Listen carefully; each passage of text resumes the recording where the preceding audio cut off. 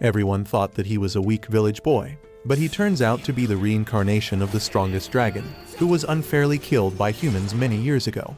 Even though he had helped humans fight against various demonic beasts in the past, humankind's hatred for dragons was so strong that they sent a group of incredibly strong adventurers who managed to enter the ancient dragon's lair and trap it completely.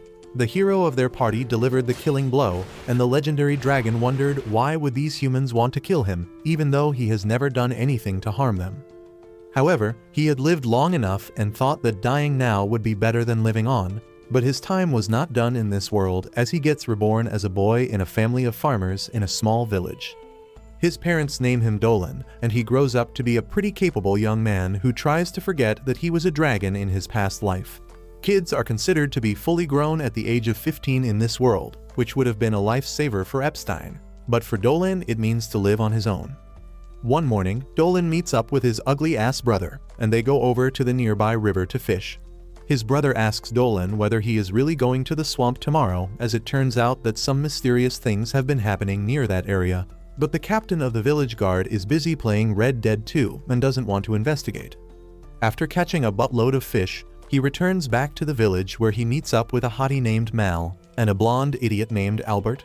They are impressed by the amount of fish he managed to catch, while Dolan thanks Mal for helping him train to take on any monsters in the swamp. Dolan then walks back to his house where he salts the fish and hangs it for drying, and a little while later, a red-haired lowly calls him for his daily magic training. He walks over to his teacher's house and uses an incredibly powerful magic spell, which impresses the old hag, who claims that his offensive magic is one of the best that she has ever seen. Later that evening, while he is returning to his home, he ends up running into a white bitch who looks like a rich noble man from 1800s.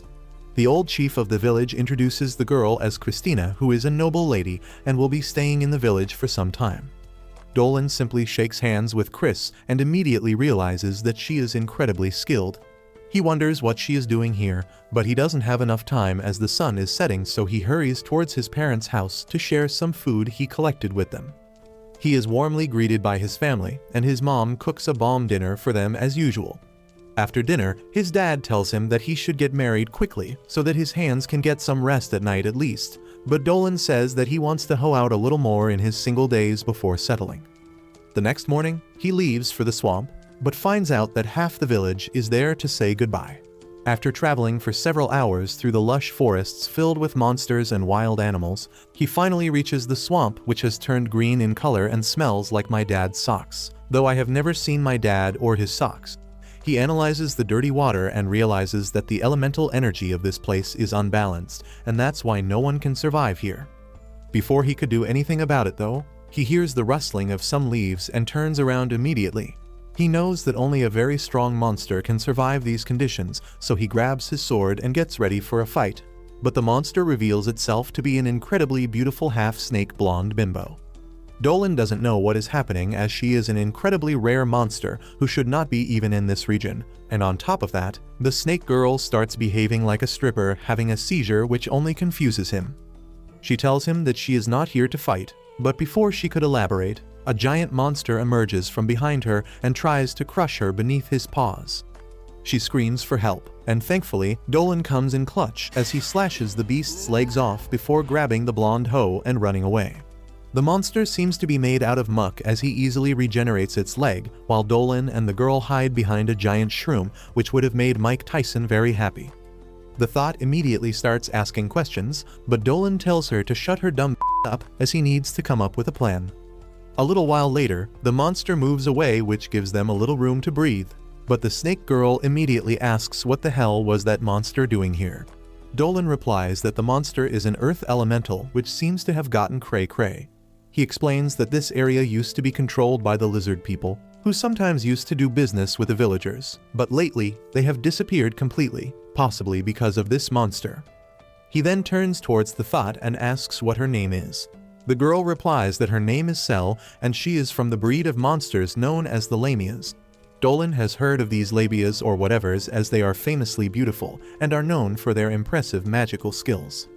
He asks whether she would like to fight together, but she is not very confident in herself, claiming that her magic is not the strongest and she might embarrass herself. He tells her not to worry because he is going to carry, and she can simply provide backup. Cell agrees, claiming that she will try her best to provide support, but she isn't very confident about whether she can trust a human that she just met.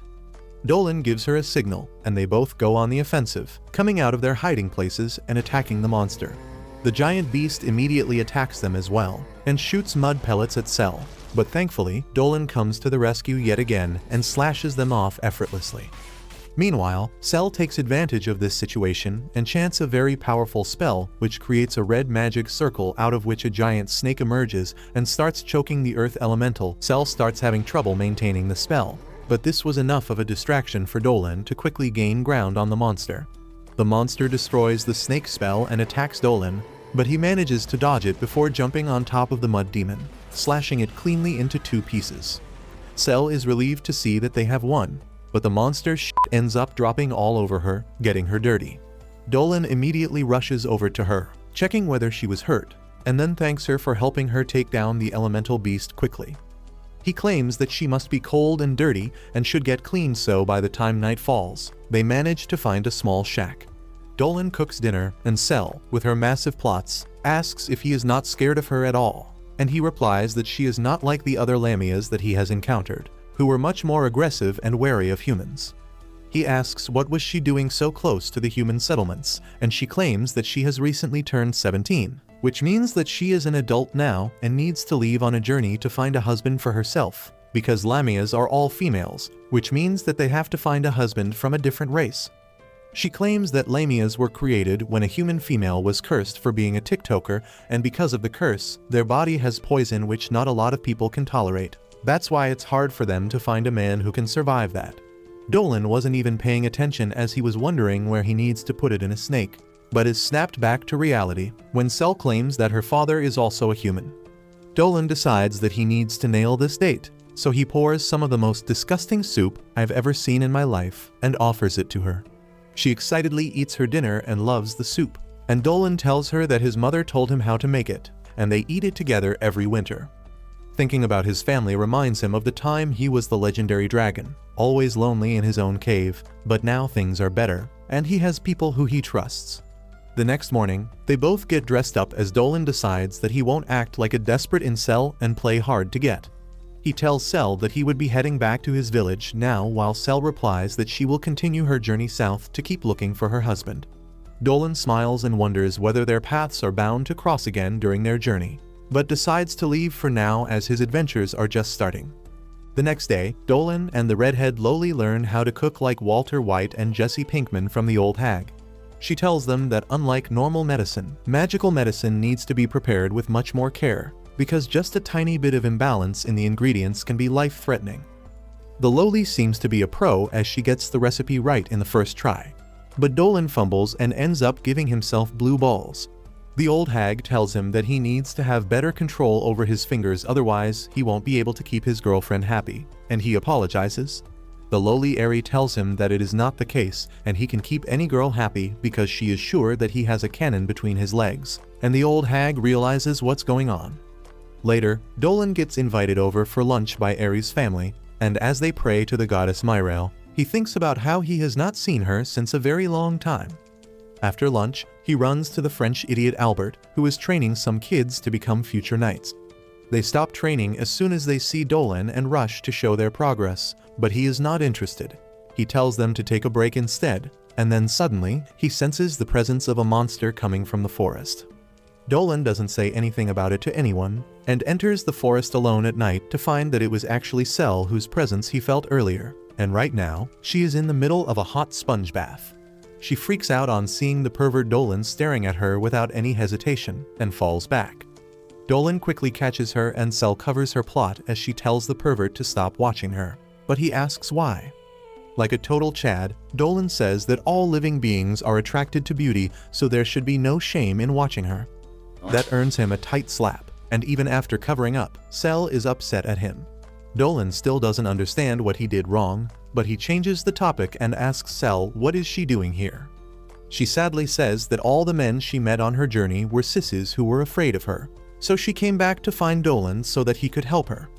Dolan thinks that he lucked out to have this thought back, and says that he had been wishing to see her again. He suddenly realizes a way to get her to stay longer, and then asks what does she think about staying with him in their village.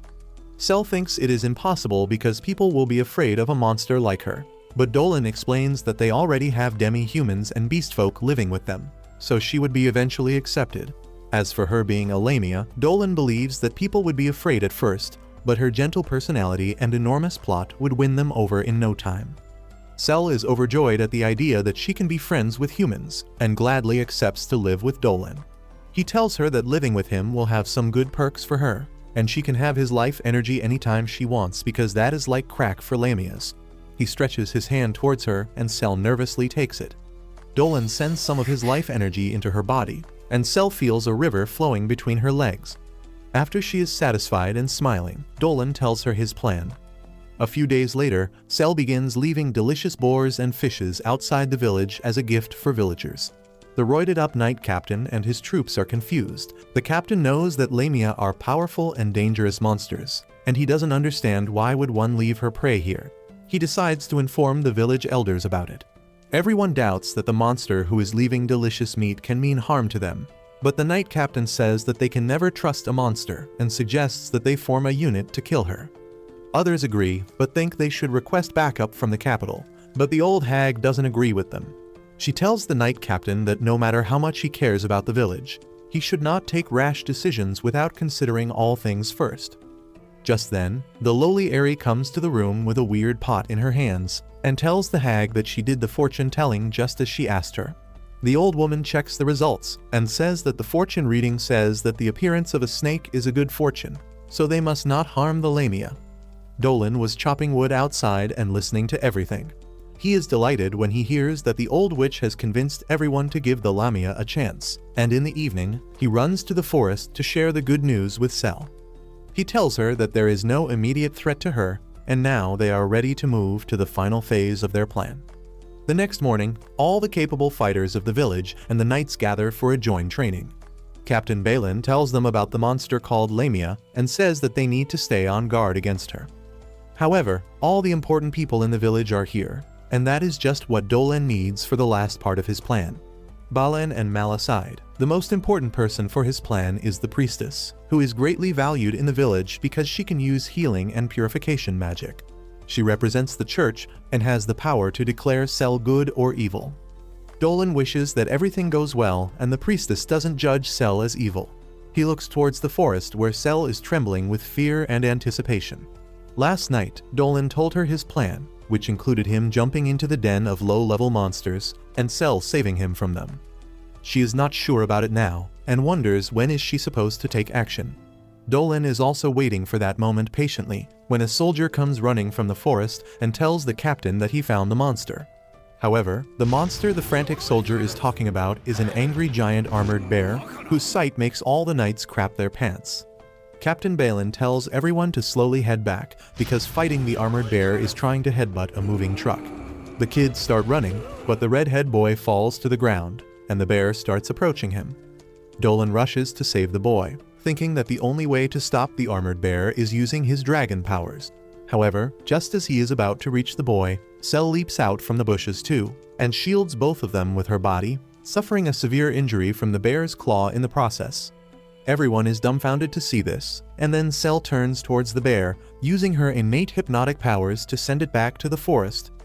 Dolan asks Cell if she is fine, but she asks him if he is blind and can't see the blood gushing out from her wounds.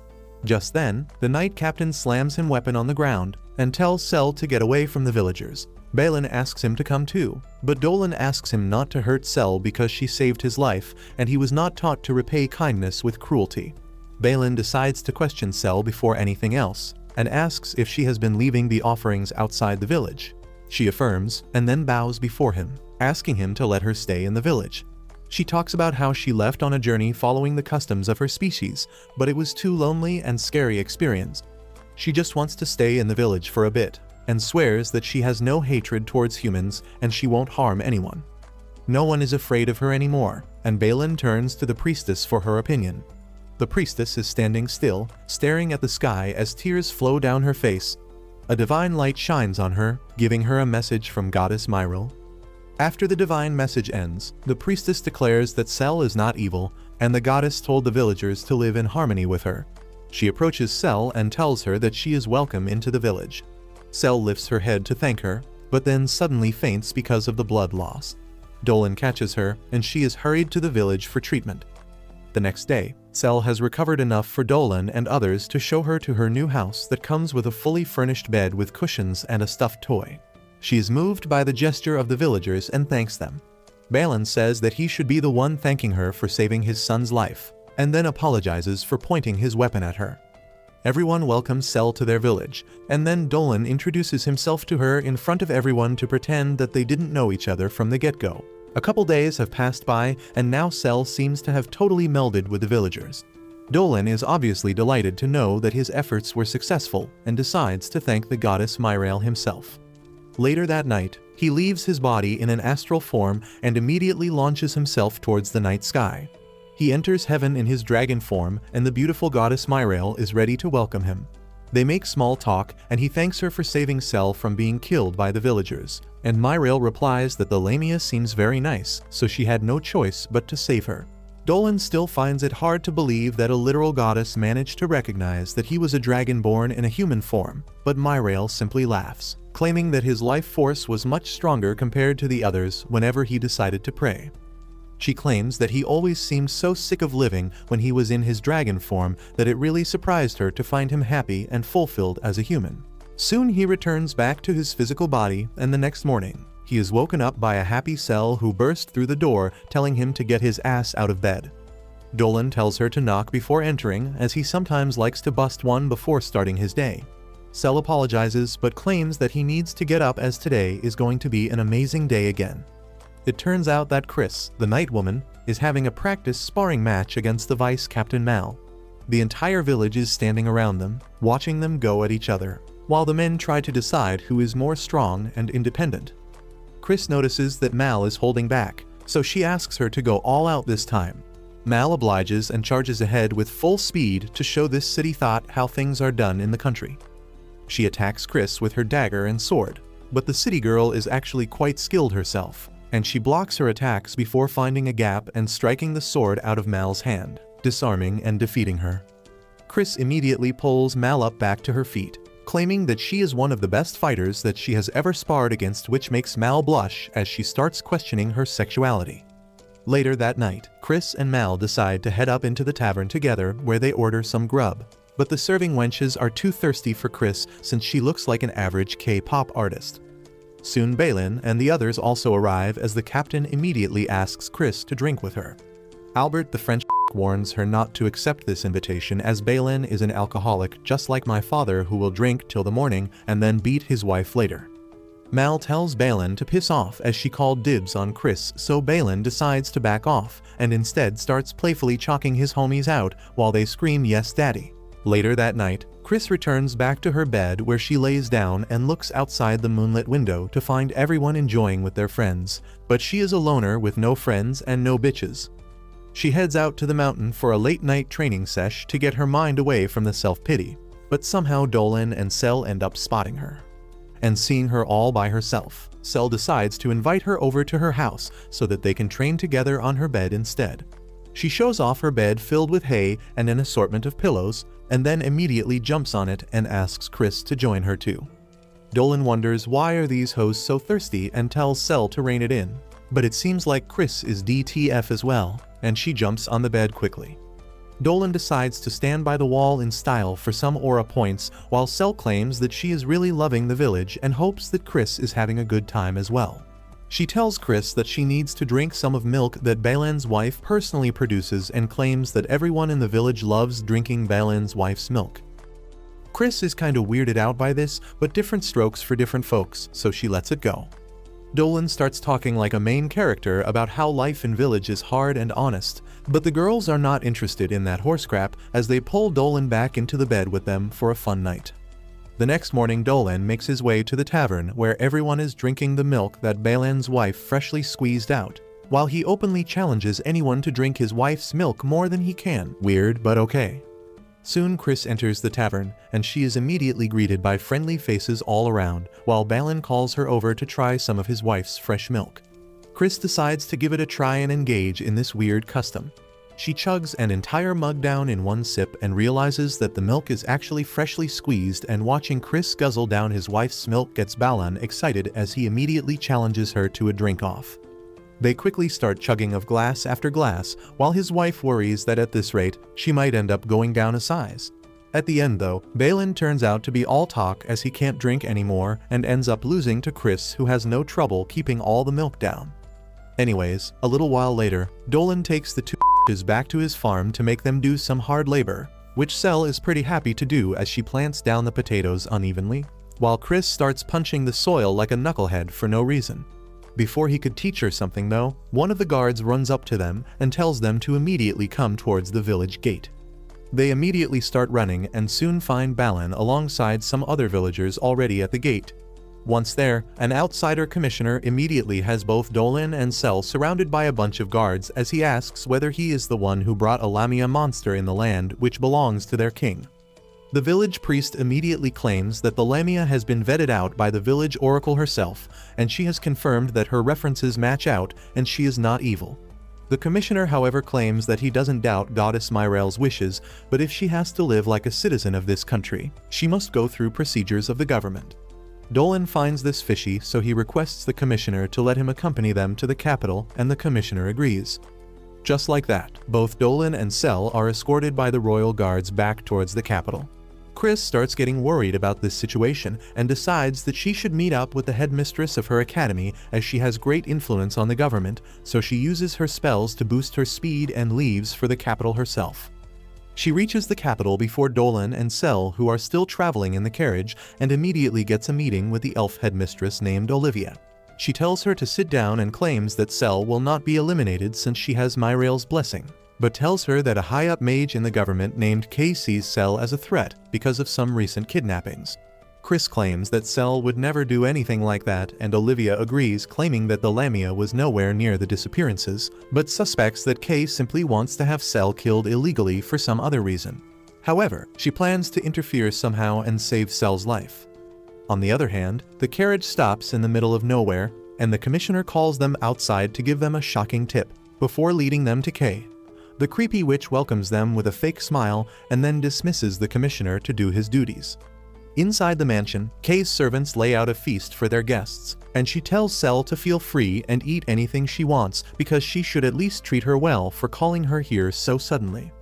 Cell thanks her, saying that when the soldiers showed up, she thought they were going to kill her, and Kay says that it is not true because she has no plans to kill someone as innocent and beautiful as Cell.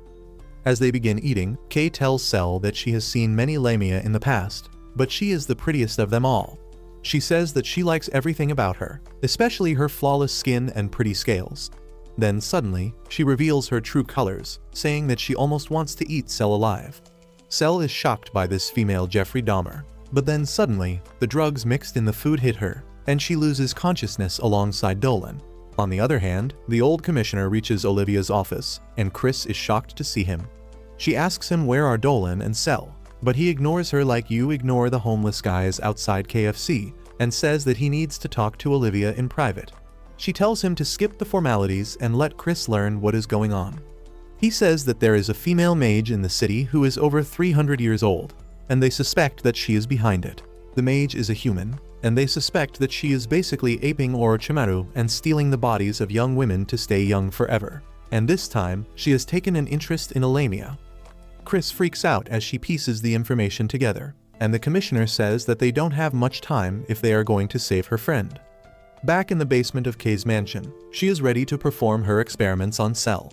She admires her beauty and life force and then picks up a blade to skin her before doing anything else. However, before she can harm her, Dolan tells the creepy witch to stop. He frees himself from the restraints, and Kay asks if she messed up the drug dose. Dolan pays as much attention to her as you pay to the donation request from Wikipedia, and begins examining the magic circle on the ground. He realizes the witch's deal, and asks her how many people she has killed. Kay replies that she stopped counting after 100, and Dolan asks her the reason. She tells him that she loves all things beautiful and wants all of them for herself, so she just collects whatever she finds beautiful and uses it to enhance herself. Dolan knows that this spell is forbidden and asks if she made a deal with the devil to learn it. Kay affirms and then says that she has got her body parts from various creatures. However, she is getting bored of her old skin that has started to come loose now, so she was planning to replace it with a Lamia's skin. She says that she can become even more beautiful this way, and then suddenly, Cell asks her if she brought her here just for this reason. On seeing that even she is awake, Kay wonders if her drug is so weak. Cell runs to Dolan's side and asks the witch if she led the other women to believe her as well before she betrayed them. Kay says that they were doomed to live pitiful lives anyway, but she saved them by putting their beauty to better use. Cell has tears in her eyes on hearing such horrible things, and she says that the old commissioner was right about her. Kay is a bit surprised to hear his name, and then Dolan takes out a communication device hidden inside his ear that has been transmitting their entire conversation to the commissioner and others. Kay still can't understand the reason behind this, when suddenly, the wall is blown up and Olivia enters there with her unit. As Chris goes up to check up on her friends, the commissioner orders the soldiers to arrest Kay. Olivia apologizes to Dolan and Cell for using them as baits, but she needed proof of Kay's wrongdoings so that they could punish her. Olivia and Chris tell Kay that she can't become beautiful by stealing from others, and the only thing that can help her is a rebirth. Kay becomes pissed on hearing this because they have insulted her lifelong struggle to become more beautiful. She was born really ugly, and both her parents left to get milk because they didn't want to see her face. When she first realized that she was ugly, Kay snapped and began attacking every beautiful people she found to steal whatever was most attractive about them. With her newfound beauty, she got the attention of the devils, and with their help, her ambitions and cruelty grew even more. Now that her plan has been fouled, Kay is really angry, and she decides to use her 300 years worth of research to destroy all her enemies. She suddenly transforms into a big, fat, and ugly creature, which reminds me of your mom. She attacks Cell, but Dolan gets her to safety, so she attacks the soldiers with her tentacles, and these dumbasses can't even defend themselves. Cell uses her cursed eyes to stop Kay, giving the soldiers a chance to run. However, stopping something so big quickly drains her power, and Kay attacks her. Chris steps in front of Cell and slashes off Kay's fingers, but she immediately regenerates them. Chris awakens the true power of her sword and runs towards Kay, slashing her arms and tentacles with precision. This makes Kay furious, and she summons hundreds of eyes over her body to use dark magic. Chris somehow blocks it, while Dolan draws a magic circle on the floor and tells the girls that he will handle things from here. Chris trusts him and backs away, and Olivia sees that Dolan has drawn 2 magic circles on the floor to use an attack spell and a barrier spell at the same time. He activates his magic spells, covering Kay in a barrier and then shooting magic arrows at her. Her body disintegrates because of the attack, and then the barrier compresses and explodes, leaving no trace of her. The next day, Dolan and Cell are in Olivia's mansion, where he begins to tutor Cell because she has to give a written exam to get her paperwork. Cell apologizes for getting them locked up in this mansion because she used her cursed eyes last night. Dolan tells her that it is no biggie, and they begin sipping tea. Soon, Chris arrives there to check up on Cell's progress, and not much later, Olivia and the commissioner also arrive there. The commissioner apologizes to Cell and Dolan for getting them involved in the incident with Kay, and Cell gets flustered. Dolan and Cell tell him that they don't mind because everything ended well thanks to the information and the antidote he gave them beforehand. The commissioner then gives Cell her documents allowing her to stay in the village without giving any exam, and she is really overjoyed. After that, Olivia takes Dolan to meet a guy named Denzel, who is the son of the old hag in the village. Denzel and Dolan catch up on old times, and then Cell introduces herself to him. Denzel says that his mother writes about her in her letters, so he knows about her. He then offers to give Cell a tour of the city, and she gladly accepts. However, she realizes the harsh truth of how everyone is afraid of her as she tries to help a boy in the market. Dolan comes to comfort her, so she says that they should buy some gifts for everyone in the village and return there now. Later, Dolan and Cell are about to leave for the village, when Denzel and Olivia exchange glances, before inviting Dolan to join the academy. Denzel says that he heard about his extraordinary magic power that could be refined here, but Dolan says that he has got his hands full with the village stuff at the moment. Suddenly, Olivia walks up to Dolan and whispers that she can sense that his soul is different. She tells him that if he wants to use his powers to help people, he should come and widen his knowledge in the academy. Denzel also tells him that if he learns more, he will be able to protect the village better. Dolan says he will think about it, and Cell becomes sad, thinking that she is going to be away from him. Soon after that, Dolan and Chris help in training the village kids, while Cell and Balin watch them from the sidelines. Cell suddenly begins recalling the offer Dolan got to join the academy, and she worries that he will leave her behind and go someplace far away. While she is lost in thoughts, the village kids begin playing with her tail, and she chases after them. Dolan thinks that Cell has become an important part of the village now, and wishes that things continue this way. Just then, the exhausted Chris comes up to him with a request to explore the forest with him. She explains that there are many powerful and vicious monsters in the forest, and she wants to try out her skill against them. Dolan tells her that she should not venture into the forest without a good reason, and Chris says that one of the villagers told her that he can't take his pigs to the forest for grazing because of the monsters. She says that she will become a bodyguard for the pigs, because it is only right for her to help the villagers in any way she can. Dolan sighs as he wonders why is Chris so desperate to enter the forest that she would offer to guard pigs, but he decides to go along with her. Soon, a herd of pigs venture into the forest, guarded by Dolan, Chris, Balin, and some knights, and that reminds me of our politicians. Anyway, Cell looks at the knights who are wearing heavy armor, and Dolan explains that recently some unusual monsters have been spotted in the forest, so they need to take extra precautions. Soon, they reach the grazing grounds, and while Dolan and the girls stay back to watch over the pigs, Balin leads his men to patrol the area. One of the pigs ventures into the bushes, and the fat knight runs after it to bring it back. To his shock, the injured pig is yeeted towards him by a powerful blade tiger. The guard pisses his pants in front of this powerful monster, who thinks that he is another pig, so it attacks him. Luckily, Balin arrives there in time and smacks the tiger's head with his huge hammer. He warns the soldier to be more wary of his surroundings, and then ironically fails to notice a giant black ant that has crept up behind him. The ant monster attacks him, and it seems that it is too much for Balin to handle. Dolan and the girls hear Balin's screams, and they immediately rush towards him, only to find that he has already been defeated by the giant ant. The ant leaps towards Dolan next, but he shoots it down with an energy ball. Chris asks him what kind of monster is that, and Dolan says that it is not a monster but a demon from the underworld. This one is just a low-ranking scout, but it is still too powerful for ordinary warriors to handle. Chris asks him how does he know so much about demons, and he replies that he read about them in the old hag's books. He then tells Chris that he will pin down the monster, and she should use the chance to finish it off. She agrees and runs ahead, while Dolan hits the ant demon with a magic shot to weaken it. Chris uses this chance and slashes the ant's head. She is still unable to believe that she fought a demon, and then Dolan asks her not to tell the villagers about the demon. They reach the village, and at night, everyone gathers in the village chief's house. He returns from Balin's house after checking up on him, and tells everyone that Balin is still unconscious, though his life is not in danger anymore. While the villagers discuss about the unknown monster that was strong enough to defeat the captain of the village soldiers, the old hag arrives with good news. Balin was returned to his senses and should be fine soon, but the old hag can tell that he was injured by a monster that is more powerful than even the blade tiger. Dolan says that something bad is happening in the forest and volunteers to look into the matter, but the old hag tells him that they should live in harmony with nature, no matter what it throws their way. She tries convincing him that the monster who attacked Balin is a part of nature, and it only attacked them because they were intruding on his territory. Dolan says that they should at least investigate the problem because it could become more serious in the future. The old hag agrees to send him to the forest, but on the condition that he takes someone along.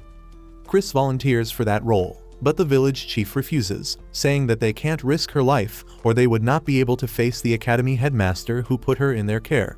Cell was waiting for this chance, and she immediately gets up, saying that she will go with Dolan, and he cannot refuse her after seeing the determination in her eyes.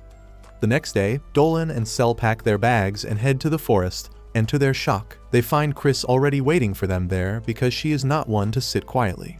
Dolan asks her why is she here when the village chief refused to send her, and she replies that she likes the village, so she also wants to protect it from threats. And soon, their group runs into some giant spider monsters. As they defeat the spiders, another monster comes there. Chris is ready to fight, but Cell solves the issue without violence by offering the horned ape an apple. Chris is shocked and wonders where did Cell get this Pokemon Tamer aura from, but when she looks towards Dolan, she finds that the ape's kids are climbing him like he is their favorite tree. They decide to take a lunch break and share their food with the ape family. Chris asks Cell if she is not afraid of monsters, and she reminds her that she is a monster too. She then asks Chris to try feeding the baby apes, and she starts finding them cute as well. Dolan understands that the apes as well as the spiders they fought earlier were pushed out of their territory by a powerful monster. He wonders about the monster that terrorized them while eating, and then Cell suddenly remarks that Chris looks graceful even when she is eating a simple slice of bread. Dolan agrees, saying that Chris is elegant and graceful, which makes her turn red with embarrassment. Cell feels her insecurity complex kick in, and she immediately asks Chris to share her secret of being so charming so that she can use it to find a good husband. Dolan tells her that she doesn't need to do anything special because she is already charming enough, and Cell starts blushing hard as she thinks that Dolan means that he is going to take her as his wife. While she is living out their happy married life in her imagination, Chris and Dolan sense the presence of a demon nearby. Suddenly, a ball is thrown towards them, and inside it is an unconscious fairy. Just after that, another demonic ant arrives there and Dolan immediately charges at it while instructing Cell to take the monsters to safety. Chris comes to support him, and together, they take down the demon ant, but Dolan senses that more of them are coming. The demon ants are spread all around them, and two of them rush towards Cell. Dolan takes them down with his energy arrows, and Chris rushes to take down the remaining demons in that direction. Another demon ant charges towards Dolan, and at the last moment, its partner that was hiding behind it leaps ahead. Dolan stabs the ant on the ground, and for the one in the air, he morphs his arm into a dragon's hand and crushes it. On the other side, Chris finishes the demon ant, but then another one attacks her from behind. She can't even react in time, but luckily, Cell uses her magic to defeat it. After that, they wake the fairy up and ask if she is fine. She thanks them for saving her, and then introduces herself as Maul. She says that the demon ants were chasing after her, and Dolan realizes that someone higher up the authority commanded them to do that. Maul tells Dolan and the girls that she needs their help because everyone is in huge danger. Just as she says this, everyone feels that they are surrounded, but not by the demons. Chris is about to draw her sword, but Dolan stops her. He can't sense any hostility from the creatures who have surrounded them, and instead, they seem to be wary of them. So he lays down his sword and Chris follows him. Suddenly, a tribe of the forest elves pop out from behind the bushes.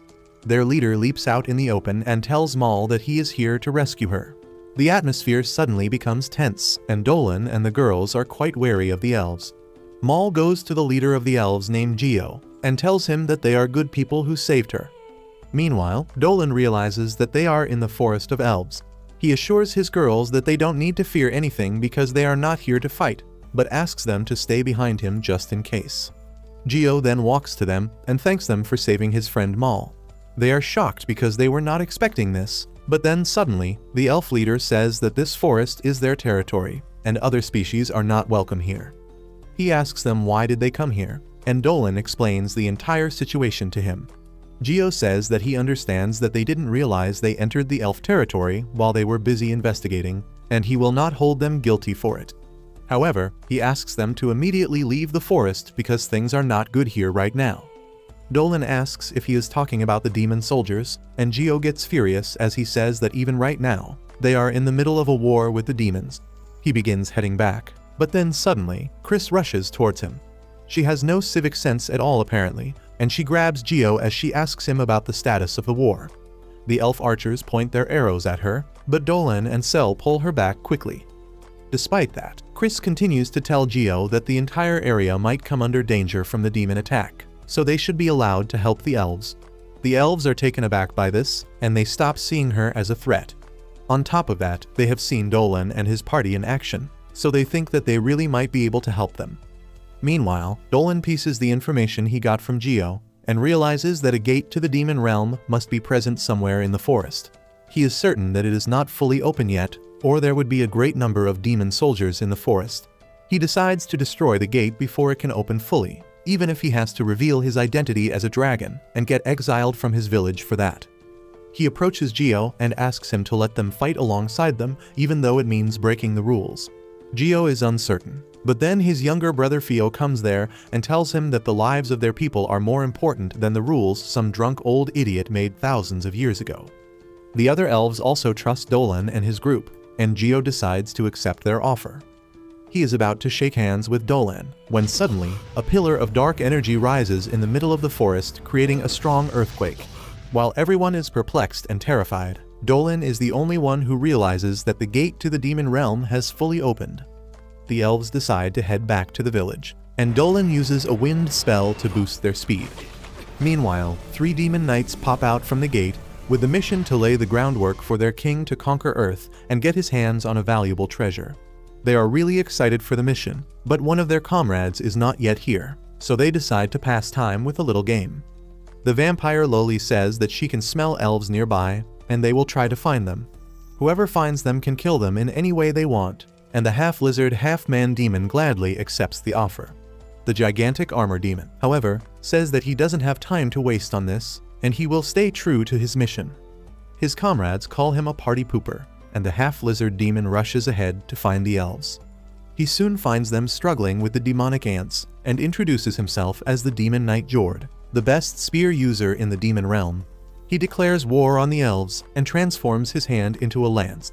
He charges towards the elf village, and they try to shoot him down, but their arrows are unable to pierce his thick armor. Jord attacks the fortress with his lance arm, tearing a big hole in it. He is proud of his strength, and then finds an elf soldier who has been separated from the rest. He goes to attack him, but then suddenly, some prickly and sturdy vines tie him down.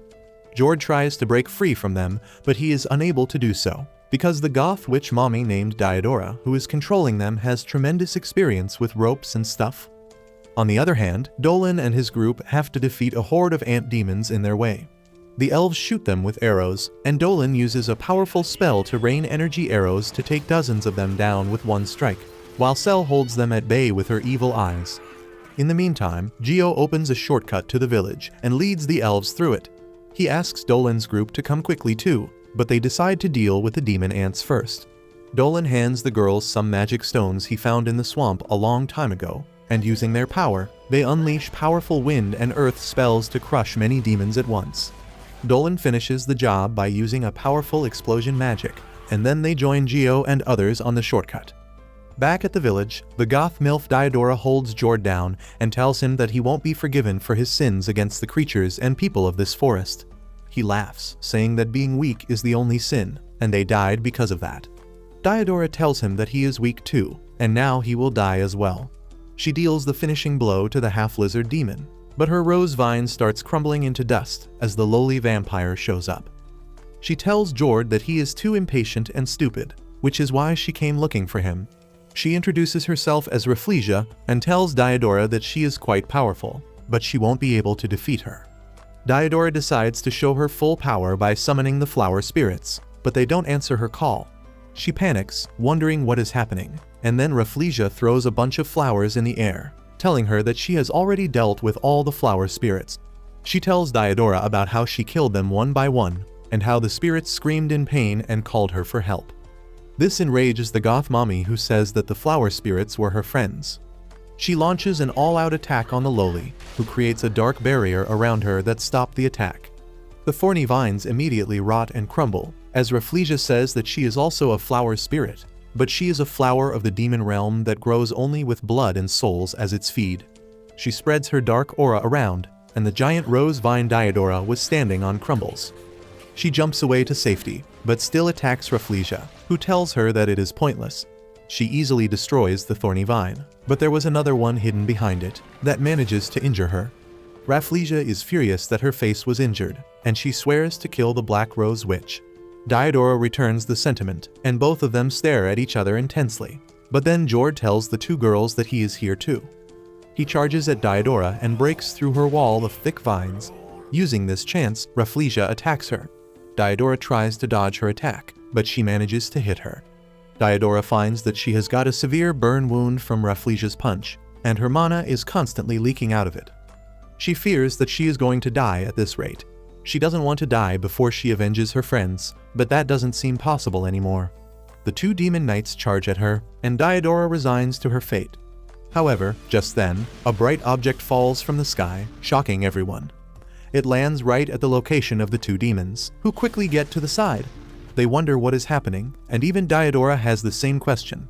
The light suddenly subsides, and from it, Dolan emerges, shocking everyone because they didn't expect a human to join the fight in this fashion. Dolan turns around to help the MILF back on her feet, but using this chance, Jord sneaks up behind him.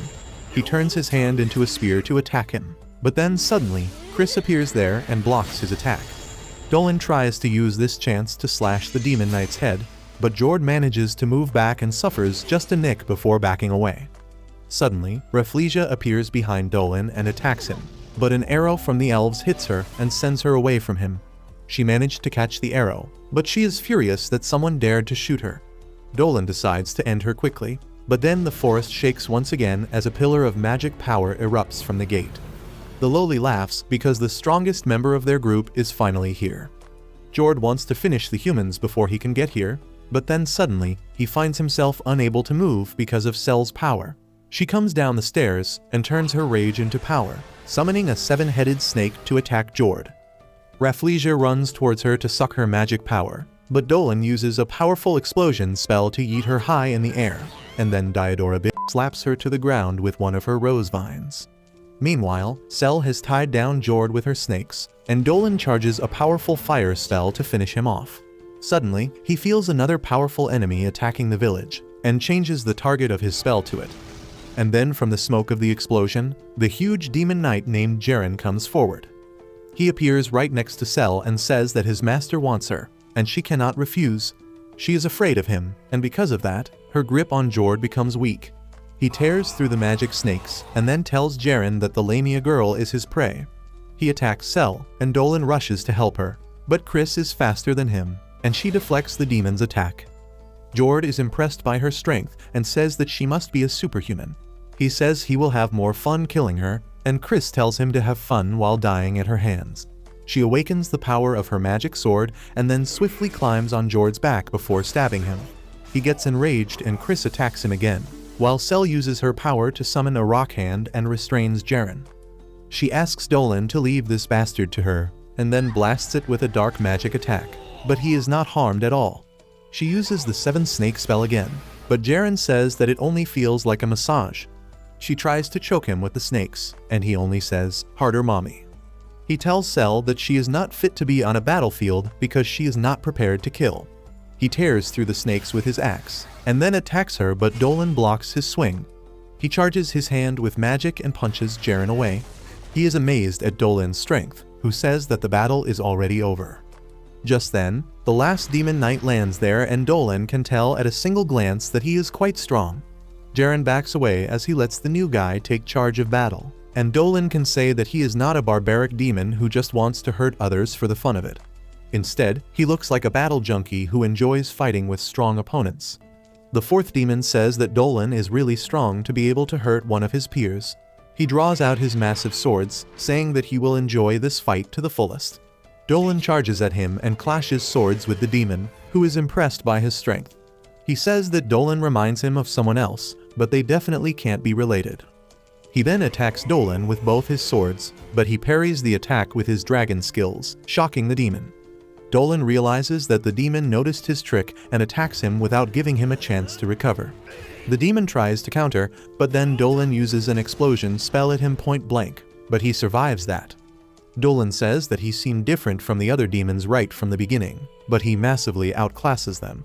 This can only happen if the demon is a fallen god, and the demon is impressed that Dolan could get this much information just with a short interaction. He knows that Dolan is hiding secrets too, but he decides to talk with weapons and not words. Dolan realizes that he can't defeat the demon in his human form, but if he turns into a dragon, the elf village might get destroyed because of his power. The demon suddenly charges at him and pushes him back with reckless attacks, but Dolan finds a chance and counterattack. His attack is too shallow, and the demon laughs, saying that it is his lucky day that he gets to fight a strong enemy. He begins charging his mana, and then Rafflesia and Jord leap above him, telling Dolan that they are still in the fight. Sel and Chris want to help him, but Jaren is blocking their way. Rafflesia and Jord launch a combo attack at Dolan, but he summons his dragon wings instantly to launch a strong wind that blows away their attacks. He then shoots a magic bullet that brings them down, and in the meantime, the 4th demon has finished charging up. He stabs the ground with one sword and points 2 towards the sky as he begins chanting a magic spell. He tells Dolan that only if he survives this attack will he consider him a real enemy, and then launches a slash that reaches the sky. However, Dolan remains unfazed and uses his strength to strike the slash from below, easily dissipating it. The demon begins laughing at this, saying that he never thought that someone on Earth could dispel his ultimate attack. Dolan tells him that he is not fighting for his entertainment, but his attention keeps going to the girls who are facing the other demon. The fourth demon realizes that Dolan can't fight fully because of this situation, and since his true power may harm those around him, so he decides to change the rules of the battle to make it more enjoyable for him. He declares to the elves that they only have two choices now. They can either fight the demons and perish, or surrender and live under them. He declares that he and his friends will raid their village 3 days later again, and they should come up with a decision by that time.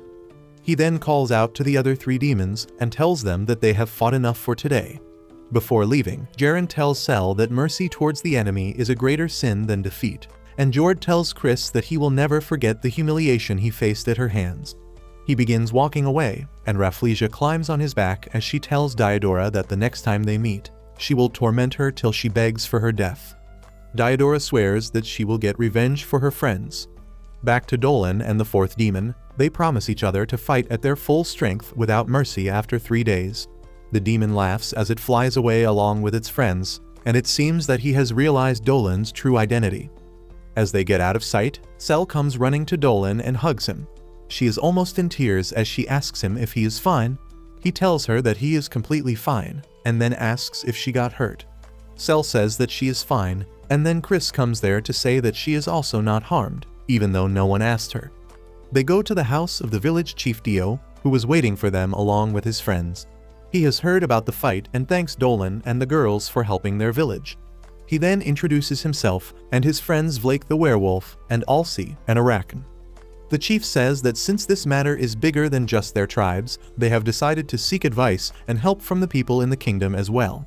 Just then, the elf headmistress Olivia comes there to represent the human kingdom, shocking Dolan and others.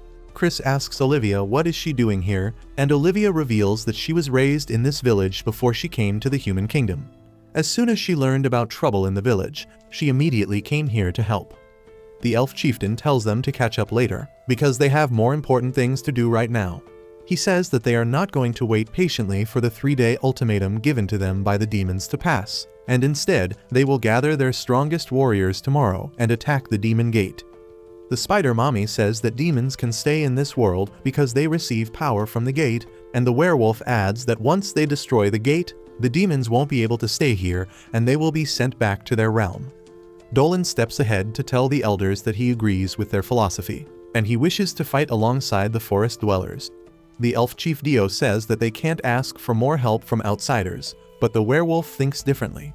He says that they have seen how strong Dolan and his friends are, and right now, their village is in a very dire situation.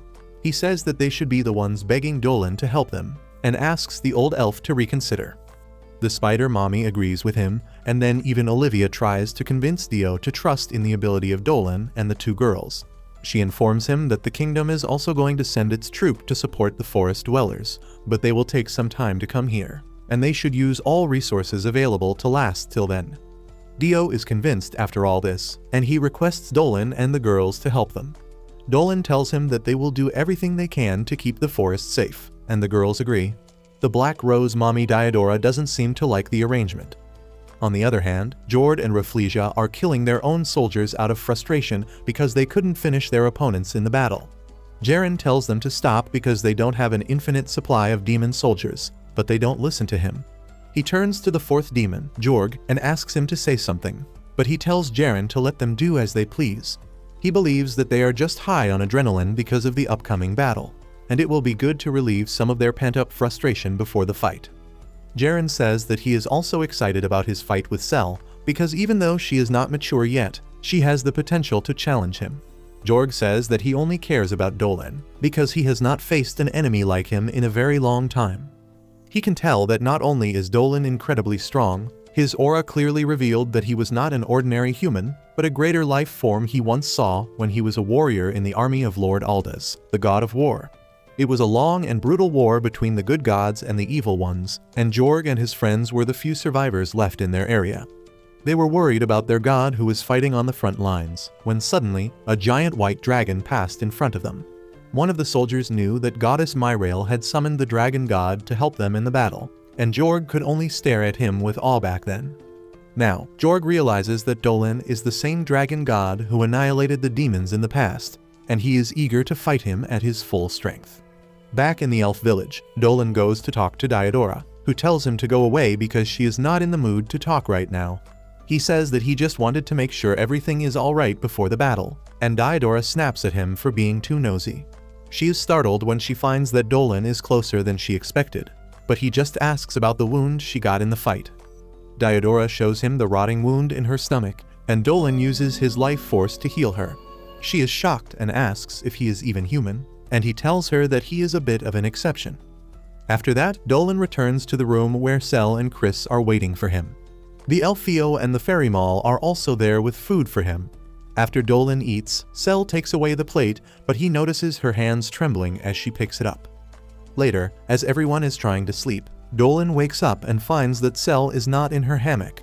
She is in the balcony, staring at the stars while holding a plushie, and Dolan finds her there. She asks him if he can't fall asleep either, and before he can reply, he notices that her hands are still trembling. He decides to play along, and lies that he couldn't sleep so he came out to get some fresh air. Sel tries to comfort him, saying that she found something remarkable, and if he sees it, he will feel better too. Dolan doesn't have high hopes, but as he steps in the balcony and sees the moon shining from between the branches of a giant tree and illuminating the village, he is left awestruck. Sel says that she can also hear a cute clinking sound every now and then, and Dolan says that they must be blacksmiths working for the battle tomorrow. Sel suddenly gets nervous on hearing that and apologizes for calling the sound of blacksmiths working cute. Dolan sits down next to her to comfort her, and then says that he has noticed that she is looking extremely anxious ever since their battle ended. He says that he knows she is not cut out to be a fighter, but she got involved in the battle because of him. Sel immediately tells him that he is wrong, and says that it is not the fighting that she is scared of. She begins explaining that during the fight she had the chance to kill Jaren, who was evil and had hurt the elves. Despite that, she hesitated in killing him and froze in panic instead. She says that she is not a good Lamia, and Dolan says that he also thought that Lamia were supposed to be cold and cruel, but that was till he met her. He tells her that if she was like the Lamia he had heard of, he would not bring her to the village. Sel begins turning red as Dolan tells her that she doesn't have to change because he likes her as she is. Sel gets flustered on hearing this, and then Dolan gives her a small pendant.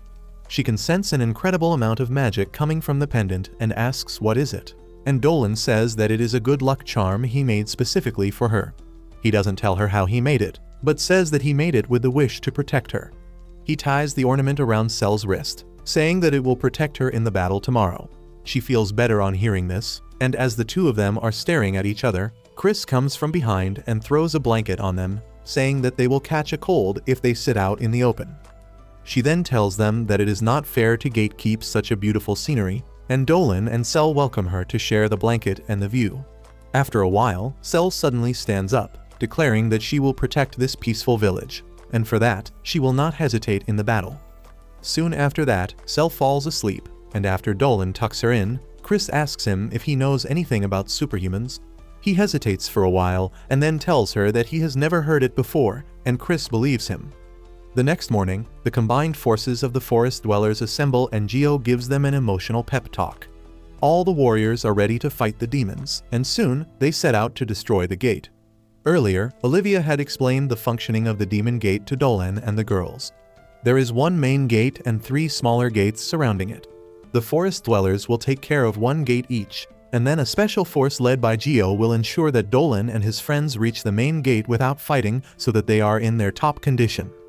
Their carriage comes to an abrupt stop in the middle of the forest, and Dolan senses that demons are nearby. As soon as she hears this, Sel jumps out of the carriage, telling Dolan and Chris to go on ahead while she helps Geo's team to fend off the demons here. She tells them not to worry about her because she will be fine. Dolan accepts her determination and tells her not to push herself as the carriage speeds ahead. Selena looks at the protective charm Dolan gave her, and swears that she will not hesitate this time. Meanwhile, the demons are also ready for the forest dwellers' preemptive attack. Jord is guarding one of the minor gates, and a huge army of forest residents comes to fight him. On the other side, Rafflesia is also eagerly waiting for someone to come to her, and soon, Diodora shows up there alone. She declares that she is going to kill Rafflesia by herself, and the demon Loli laughs, saying that she is going to have fun while tormenting her. At another gate, Geo and his troops are facing against Jaren, but their magic and arrows don't have any effect on the armored demon. Suddenly, Cell comes there and tells everyone to get aside. She uses her power to create rocks in the air to crush Jaren, and then she is surprised by the result because she was never this strong. The elves are shocked to see her and ask if she is not going to the main gate with the others. Cell says that she left the main gate to Dolan and Chris. Just then, Jaren pushes away all the rocks and comes out. He tells Cell that she has got a lot of good magic, and it will be fun to eat her. Cell says that she will also swallow him whole, and I don't know if they are going to fight or do a 69. Meanwhile, Dolan and Chris are still heading to the main gate. Chris is worried about Cell and Dolan says that he will likely struggle a lot, but he was impressed by her determination to improve and he wants to encourage her.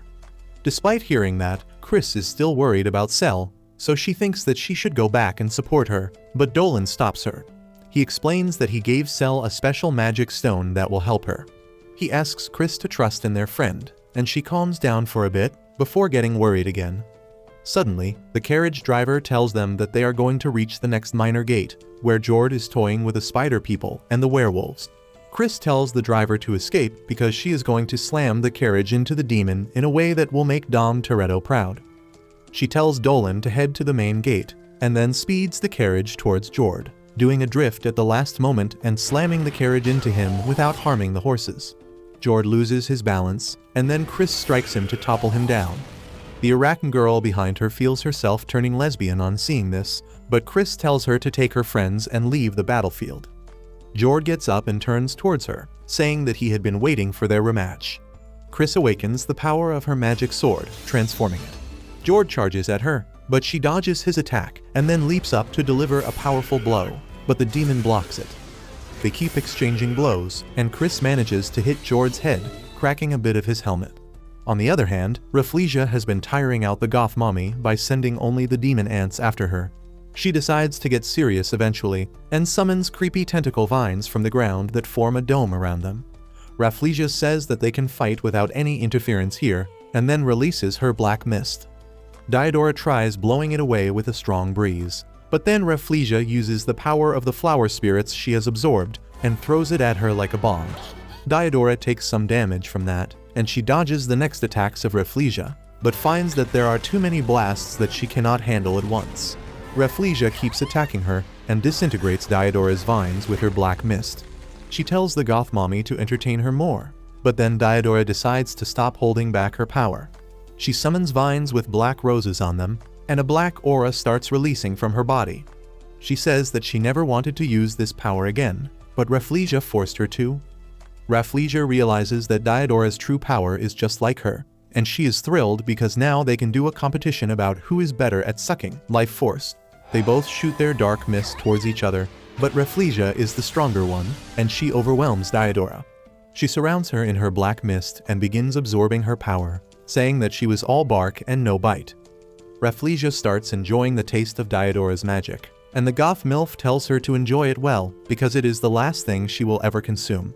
Suddenly, Rafflesia feels a sharp pain in her cheek, and then a black rose grows out of it.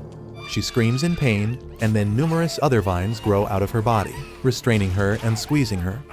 She cries in pain as the rose vines begin to strangle her, and Diodora tells her that the result of the battle was decided even before they fought. She explains that yesterday, when she landed a hit on her and cut her cheek, she planted a very tiny black rose seed there. Once Rafflesia began to absorb her magic power today, the seed germinated and grew up in an instant. The demon Loli begins to cry that she doesn't want to die, but Diodora has no mercy for her, and she squashes her with her rose vines. Once the girl is dead, the vine dome disappears, but Diodora has used too much strength now. She falls to the ground, and as the demon ants surround her, she thinks that she is going to die. Suddenly, energy arrows rain from the sky, defeating all the demon ants in one go. Diodora looks up to see what is happening, and to her surprise, Dolan is flying in the sky with dragon wings coming out of his body. He comes down and casts a healing magic circle on Diodora, and then destroys the demon gate with a powerful offensive magic. Diodora thanks him for saving her life, and then asks if he is really not a human. Dolan looks at his wings, and then tells her that he is a human, but he was a dragon in his previous life, so his soul is still of a dragon. Diodora is amazed that she is seeing a dragon incarnate for real. She tries to get up because she wants to help Dolan, but he tells her that he can finish the fights faster on his own. Diodora tries to seduce him by showing off her jugs, but Dolan is unfazed like a total Sigma. The goth MILF gives up, and then tells him to be careful, because if he loses control of his power even for a bit, he can destroy the entire forest. Dolan tells her that he will be careful, and then flies away. On another battlefield, while the elves hold back Jaren, Geo and Theo tend to an injured Cell, whose tail has been impaled by a sharp branch. She is barely conscious, and she doesn't even understand why Theo is sounding so worried till she looks at her tail. She freaks out, and Geo quickly pulls out the spike from her tail. He is about to cast a pain relief spell on her, but then the magic stone Dolan gave her activates, instantly healing her wound. The two elves are surprised to see this, but then they find that Jaren is coming towards them. Theo tells Cell to run straight without looking back because it will take her out of the forest, but Cell doesn't want to abandon everyone and survive alone. Meanwhile, Chris is locked in an intense battle with Jord. Even though she is the more skilled one of them and lands constant hits, it is pointless since the red demon instantly heals. He says that her power is exactly as he expected from a superhuman, and Chris finally snaps, asking him what the hell does he even mean.